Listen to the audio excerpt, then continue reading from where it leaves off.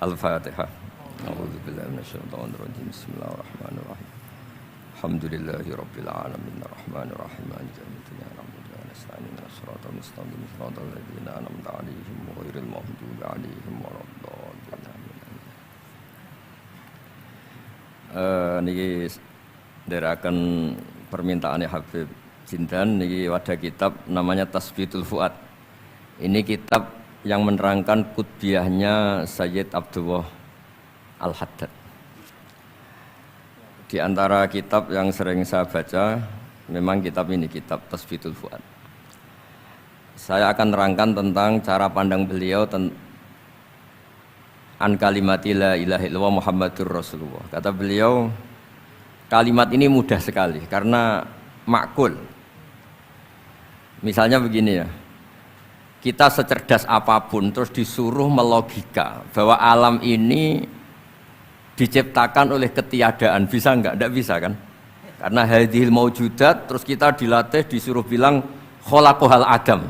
Bisa enggak? Enggak bisa. Kalau hadhil maujudat mesti khalaqaha maujudun. Yang namanya maujudat mesti diciptakan yang maujud. Karena maujud pencipta disebut wajibul wujud. Jadi kalau kalimah ini sampai enggak bisa, itu karena salahnya sendiri. Makanya di hadis Bukhari, setiap ada orang musyrik masuk neraka, kata Allah, aradtu minka ahwana min dalik. Sebagian riwayat aisara min dalik. Hanya aisar itu kita disuruh menahankan Fir'aun itu kan berat. Wong Tuhan kok mati, wong Tuhan kok tenggelam, susah. Secara logika susah. Tapi kalau disuruh menuhankan Allah itu gampang sekali. Wal kabirul muta'al, wal ghaniyyu, huwa ala kulli syai'in qadir. Jadi hadatin dinun yusrun. Karena apa? Logikanya gampang sekali. Sebab itu di antara kenangan kula Mbak Sayyid Abdul Haddad cara menerangkan tauhid. Tauhid itu justru mudah. Yang enggak mudah itu tasyrik. Masa Fir'aun kita samakan dengan Allah, orang yang karuan mati tenggelam disamakan zat yang tidak akan mati. Maka ajaran la syarikalah itu ajaran yang benar dan mudah. Ini cara pandang Sayyid Abdullah Al-Haddad. Jadi keliru kalau ada orang bilang susah Gus ngilangkan syirik, ngilangkan enggak ikhlas. Justru ikhlas itu yang paling mudah. Karena menuhankan Tuhan yang memang seharusnya sebagai apa? Tuhan.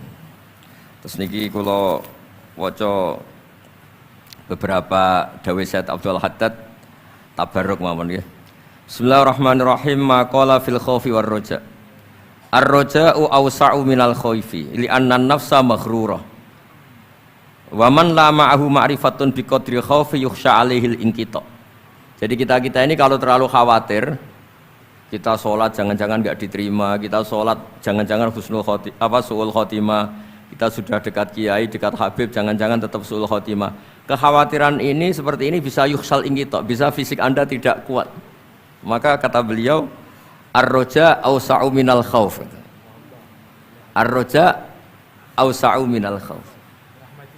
Wa rahmati wasi'at kulli syai'.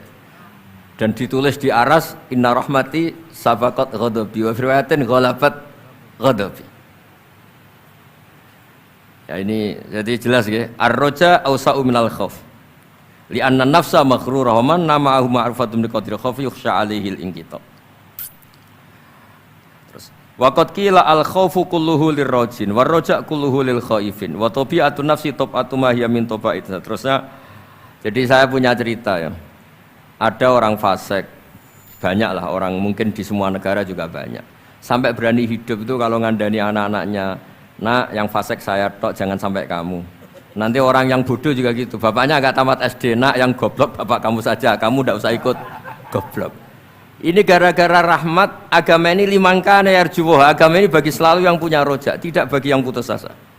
Rasulullah ketika di Abdul Yalil, ketika di Taif dia lempari batu, Malakul Jibal ingin menghabisi mereka. Tapi apa kata Nabi? Allahumma hdi qaumi fa innahum la ya'lamun. Ketika malaikat bilang, tapi mereka kafir semua. Nabi kata Nabi apa? Arju ayyukhrijawah min aslabihim ma ya'budu wa la yusyriku bihi syai'an. Yang memberanikan Nabi itu satu. Saya tetap berharap kalau bapaknya kafir, saya berharap anaknya sudah tidak kafir lagi. Jadi yang menggerakkan agama ini adalah limangkana yarjuwah, bagi yang selalu punya harapan. Jadi yang fasik ya masih sedang fasik. Makanya di doa-doa para habaib kan tuqabilal mudhniba minna bil ghufran wal musi'a bil ihsan. Ada satu tafsir yang menafsiri ruhama bainahum yat'u salihum li taliqihim wa taliquhum li salihihim. Jadi enaklah beragama ini nah. Karena kata beliau ar-raja ausa'u minal khauf. Nggih ngoten kula kepen ngaji Habib Jinder malah saya ngaji gimana ini kalau. Sudah cukup Habib Novel ya? Sudah. Ayo Habib Salim sekarang. Salim.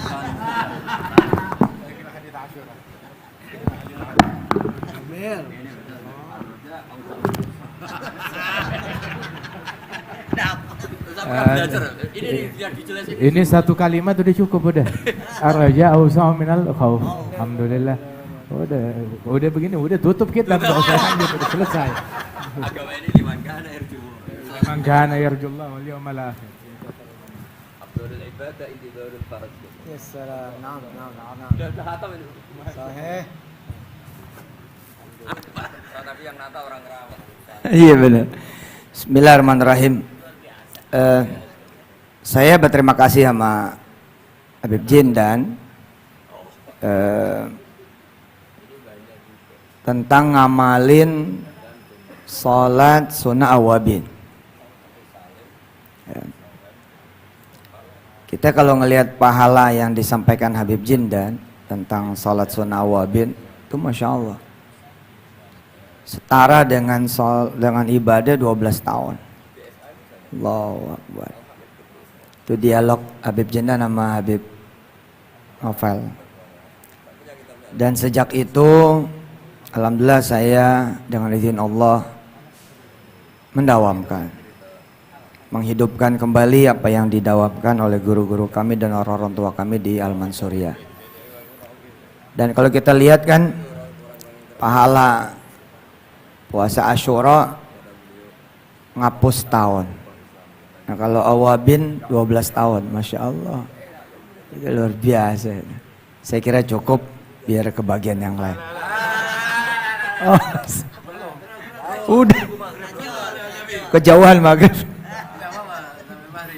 Ya Nabi bilang sejak dapat dari Habib Jindan soal awabin itu hidup lagi itu awabin 6 rakaat. Bahkan beliau bilang kalau kita udah beres ba'diyah maghrib ya tinggal nambah 4 aja. Masya Allah. Bahkan di satu hadis yang lain 50 tahun. Saya sering bercanda sama Jamil, Mil, ini Lailatul Qadar 83 tahun. Jadi kalau kita 7 kali awabin menurut Habib Jindan 84 tahun, lebih setahun. 83 ini 84, Masya Allah. Ya, saya nggak punya kata-kata lagi, Bib, cukup ya. Iya, alhamdulillah. Ini Ustadz Yusuf mengutip dari hadis Rasul sallallahu alaihi wasallam, man shalla 6 rakaat bainal maghrib wal isya la yatakallam bainahunna bi kalami dunya ya'dilna ibadah 12 sana. Itu yang salat 6 rakaat antara maghrib dan isya enggak diselingi dengan omongan duniawi, itu 6 rakaat pahalanya seperti 12 tahun. Alhamdulillah diamalkan, dipraktekkan sebagaimana beliau udah dapat dari guru-gurunya sebelumnya. Nah tapi ada tambahan lagi nih sekarang Ustadz. Nah kita nggak tahu kapan itu Lailatul Qadar disembunyikan oleh Allah Ta'ala. Tapi kita bisa Lailatul Qadar cuma di bulan Ramadan doang. Tapi kita bisa dapat testernya. Nah, kayak minyak wangi itu ada testernya. Nah Lailatul Qadar juga ada testernya. Kapan? Mesti nunggu Ramadan? Enggak, nunggu Isya aja. Itu Nabi bilang dalam hadis 4 rakaat ba'dal isya kamithlihinna min lailatul qadar. 4 rakaat salat sunnah 4 rakaat sehabis isya pahalanya seperti 4 rakaat di malam Lailatul Qadar. Lailatul Qadar khairun min alfi syahr. 1 bulan 30 hari. Kalau Lailatul Qadar 1 malamnya itu seperti 1000 bulan. Berarti 30.000 hari. Nah itu 1 rakaat di malam Lailatul Qadar seperti 30.000 rakaat di malam-malam biasa. Jadi kalau 4 rakaat seperti 120.000 rakaat. Nah ini 4 rakaat boleh diniatkan nafil mutlak. Nafil mutlak.